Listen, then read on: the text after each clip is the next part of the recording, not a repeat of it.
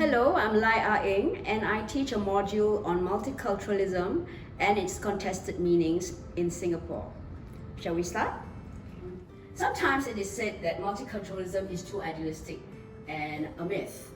But in today's world, increasingly, many societies are multicultural in various degrees, partly because of history, partly because of migration and certain forces at work that make people travel a lot more, ideas are spreading a lot more, and it is in these contexts that multiculturalism has become very much a feature in many societies. The challenge is how to build societies out of these multicultural contexts that are both enriching and cohesive. That said, we do accept that multiculturalism can be challenging and can be difficult at times.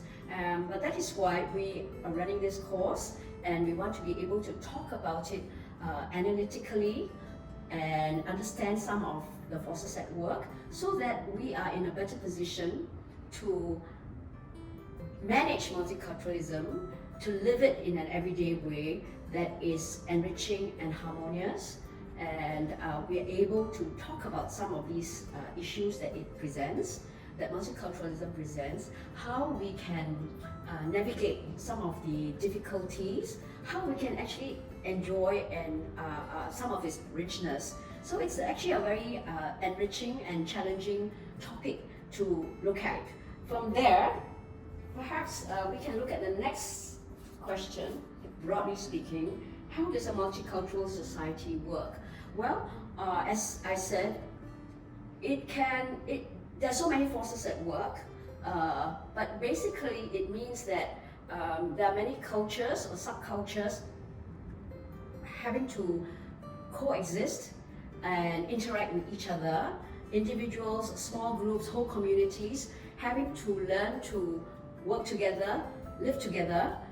Sometimes, depending on some of the dynamics at work, it can be relatively peaceful and easy, but in other contexts, it can be very challenging. Sometimes there are difficult forces at work.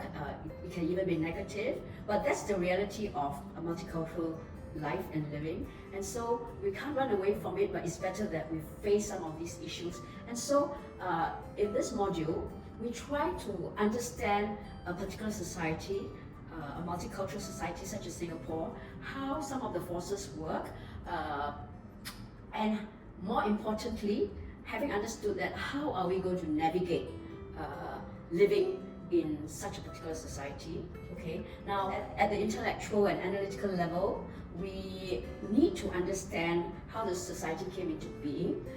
Secondly, we need to try to develop some socially useful, skillful and competent ways to manage living in such a context, both policy-wise and everyday living.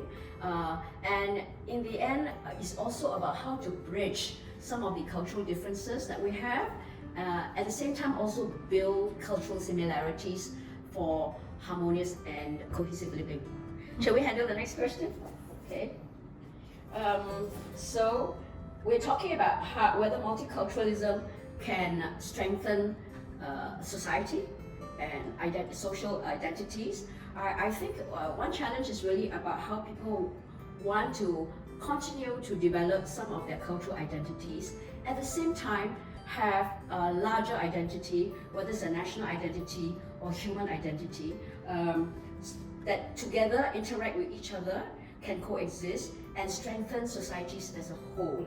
So we're going to have to break down some parts of this multiculturalism, understand some of these ethnic, cultural features, but also understand the larger frame in which different cultural ethnic groups have to live together in a national setting, in a regional setting, and even in a global setting. We talk about global citizenship, for example, in a world that is increasingly globalized and multicultural.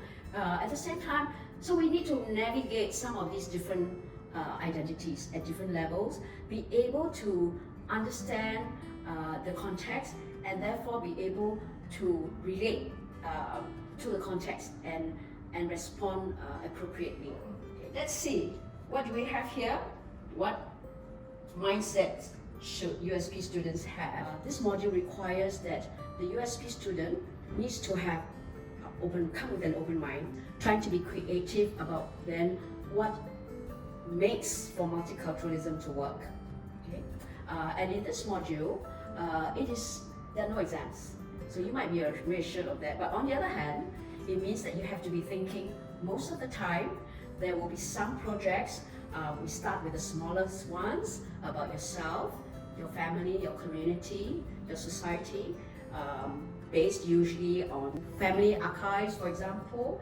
And then we move on to something larger, about, let's say, looking at sites, practices, meanings behind these. And we're also learning from each other, because all of you, all the students who do this module, will have to be out there doing mini projects, research-based projects, and come together to share them on a seminar basis.